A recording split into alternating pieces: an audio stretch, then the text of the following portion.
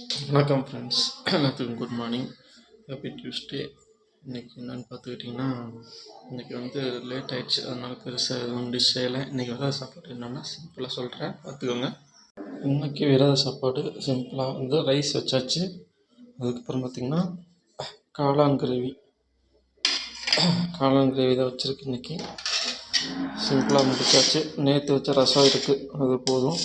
இன்றைக்கி வைகுண்ட ஏகாதசி, அதனால் நான் வந்து இன்றைக்கி ஃபுல் டே ஃபாஸ்டிங். நான் இன்னும் ரெடி ஆகலை. குளிச்சுட்டு சாமி கும்பிட்டு ரெடி ஆகணும். உங்களுக்கு லேட் ஆச்சுன்னு சொல்லிவிட்டு அவங்க கிளம்பிட்டாங்க. நான் வந்து இன்னும் ரெடி ஆகலை. ஸோ ஃப்ரெண்ட்ஸ், இவ்வளோ தான் இன்றைக்கி விரத சாப்பாடு. சிம்பிளாக தான் வச்சுருக்கோம்.